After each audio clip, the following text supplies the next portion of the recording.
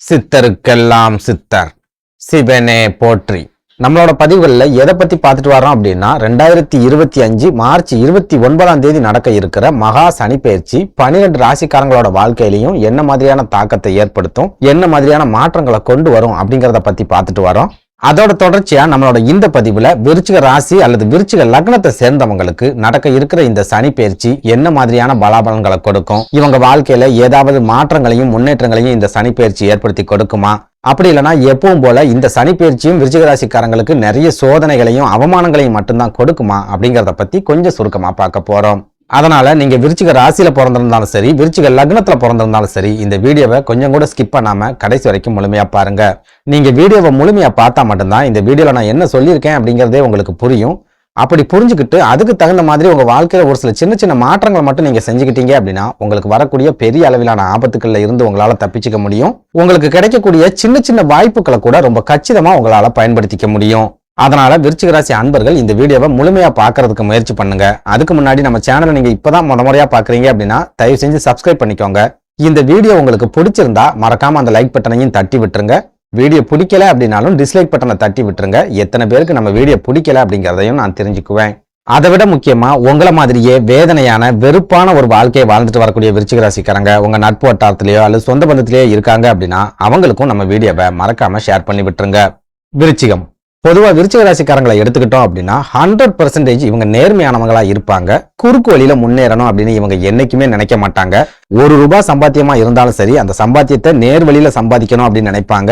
தவறான வழியில சம்பாதிச்சு குறுக்கு வழியில முன்னேறணும் அப்படின்னு இவங்க என்னைக்குமே நினைக்க மாட்டாங்க. சுய கௌரவத்துக்கும் தன்மானத்துக்கும் ரொம்ப அதிக அளவுல முக்கியத்துவம் கொடுப்பாங்க.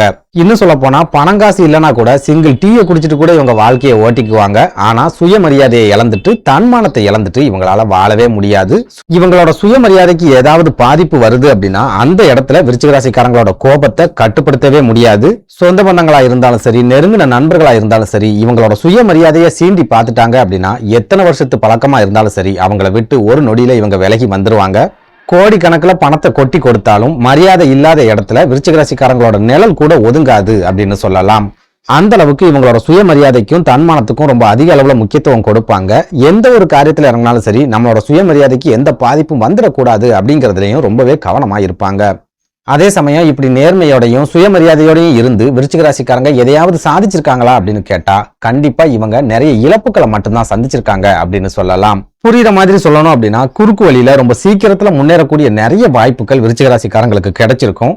ஆனா அந்த வாய்ப்புகள் எதையுமே பயன்படுத்திக்காம தட்டி கழிச்சு விட்டுட்டு அவசரப்பட்டு நம்ம அந்த வாய்ப்புகளை தவற விட்டுட்டோமோ, அந்த வாய்ப்புகளை பயன்படுத்தி இருந்தா ஓரளவுக்கு நல்ல நிலைமைக்கு வந்திருக்கலாம், நம்ம குடும்பமும் ஓரளவுக்கு செட்டில் ஆயிருக்குமே அப்படின்னு நினைச்சு இப்போ உட்காந்து வருத்தப்பட்டுக்கிட்டு இருப்பாங்க.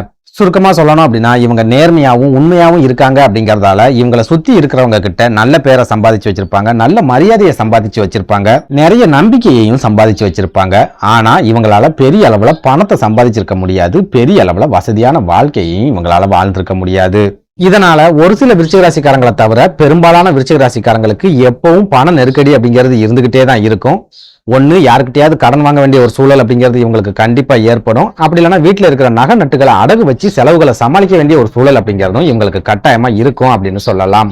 அதுலயும் முக்கியமா கடந்த 2.5 வருஷங்களை எடுத்துக்கிட்டோம் அப்படின்னா இவங்க அர்த்தாசிரம சனியோட ஆதிக்கத்துல இருந்தாங்க அப்படிங்கறதால கட்டுப்படுத்த முடியாத செலவுகள் அப்படிங்கிறது பெரும்பாலான விருச்சிக ராசிக்காரங்களுக்கு இருந்திருக்கும். ஒரு சிலருக்கு உடல் ஆரோக்கியத்துல பாதிப்புகள் ஏற்பட்டு அது மூலமா மருத்துவ செலவுகள் அப்படிங்கிறது 2 மடங்கா 3 மடங்கா அதிகரிச்சிருக்கும். இன்னும் ஒரு சிலருக்கு இந்த அர்த்தாசிரம சனி வருமானம் வரக்கூடிய வழிகளை எல்லாமே அடைச்சு விட்டுருக்கும். வருமானத்துக்கு வழியே இல்லாம இவங்க கடன் மேல கடன் வாங்க வேண்டிய ஒரு சூழல் அப்படிங்கிறது கண்டிப்பா ஏற்பட்டிருக்கும். பெரும்பாலான விருச்சிக ராசிக்காரங்களுக்கு இந்த 2.5 வருஷங்கள்ல ₹10 வருமானம் வருது அப்படின்னா ₹100 செலவாகக்கூடிய ஒரு சூழல் அப்படிங்கிறது கட்டாயமா இருந்திருக்கும் அப்படின்னு சொல்லலாம். இப்படி ஒரு நெருக்கடியான சூழல்ல 2025 மார்ச் 29ஆம் தேதி நடக்க இருக்கிற சனிப்பெயர்ச்சிக்கு அப்புறமா நீங்க அர்த்தாஷ்டம சனியோட தாக்கத்துல இருந்து முழுமையா வெளியே வர போறீங்க. அடுத்து வரக்கூடிய 2.5 ஆண்டுகளுக்கும் சனி பகவான் உங்க ராசிக்கு 5வது வீடான மீன ராசியில உட்கார்ந்திருப்பார் அப்படிங்கறதால நீங்க பஞ்சம சனியோட நேரடி ஆதிக்கத்துக்குள்ள வர போறீங்க.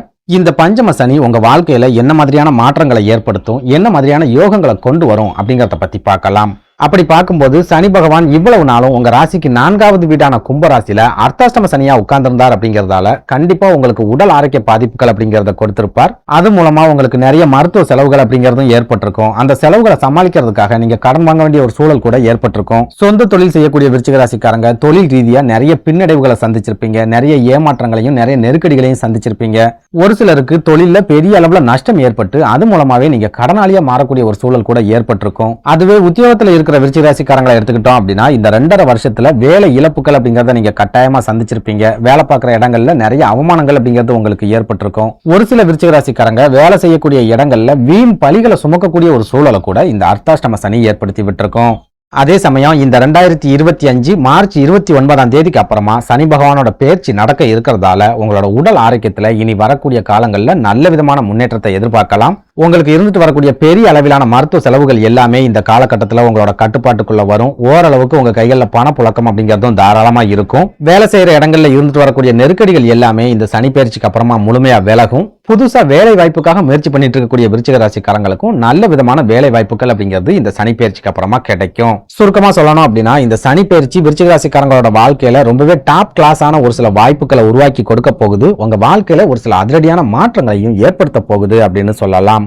அதே சமயம் சனி பகவான் பெயர்ச்சியாகி சரியா 30 நாட்கள்ல அதாவது 2025 மே 1ஆம் தேதி குரு பகவானோட பெயர்ச்சியும் நடக்க இருக்குது. அதனால நம்ம நடக்க இருக்கிற சனி பெயர்ச்சியையும் குரு பெயர்ச்சியையும் கண்டிப்பா கனெக்ட் பண்ணி பார்க்கணும். இந்த 2 பெயர்ச்சியும் உங்களுக்கு சாதகமா இருக்கா அல்லது பாதகமா இருக்குதா அப்படிங்கறதையும் கண்டிப்பா நம்ம பார்த்தே ஆகணும். அப்படி பார்க்கும்போது வரப்போற சனி பெயர்ச்சிக்கு அப்புறமா சனி பகவான் பஞ்சம சனியா உட்கார்ந்திருப்பார் அப்படிங்கறதால முழுக்க முழுக்க விருச்சிக ராசிக்காரங்களுக்கு சாதகமான பலன்களை மட்டும்தான் சனி பகவான் கொடுப்பார். அதே சமயம் வரப்போற குரு பெயர்ச்சிக்கு அப்புறமா குரு பகவான் அஷ்டமஸ்தானத்துக்கு போயிடுவார் அப்படிங்கறதால சனி பகவானால கிடைக்கக்கூடிய சாதகமான வாய்ப்புகள் எதுவுமே உங்களுக்கு கிடைக்காத மாதிரி குரு பகவானால தடைகள் அப்படிங்கிறது தொடர்ச்சியா ஏற்படும். புரியுற மாதிரி சொல்லணும் அப்படின்னா இந்த 2025 மே 1ஆம் தேதிக்கு அப்புறமா குரு பகவான் அஷ்டம குருவா இருப்பாரு அப்படிங்கறதால கண்டிப்பா திருமண வாழ்க்கையில உங்களுக்கு ஒரு சில பிரச்சனைகள் அப்படிங்கிறது ஏற்படும். திருமணத்துக்காக காத்திருக்கக்கூடிய விருச்சிக ராசிக்காரங்களுக்கு வரன்கள் அமையறதுல நிறைய தடைகள் தாமதங்கள் அப்படிங்கிறது ஏற்படும். அதையும் மீறி திருமணத்தை முடிக்கிறீங்க அப்படின்னா திருமண வாழ்க்கையிலையும் கண்டிப்பா பிரச்சனைகள் அப்படிங்கிறது இருந்துகிட்டே இருக்கும். நிம்மதியான மன வாழ்க்கையை நீங்க எதிர்பார்க்கவே முடியாது.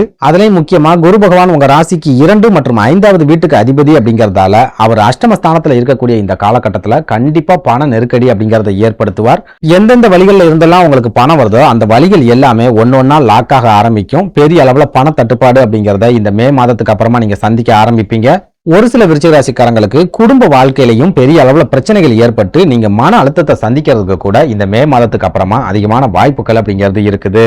அதனால அர்த்தாஷ்டம சனி நமக்கு விலகிடுச்சு, அதனால நம்ம வாழ்க்கையில சந்தோஷமும் நிம்மதியும் கிடைக்க போகுது அப்படின்னு நினைச்சு விருச்சிக ராசிக்காரங்க சந்தோஷப்படாதீங்க.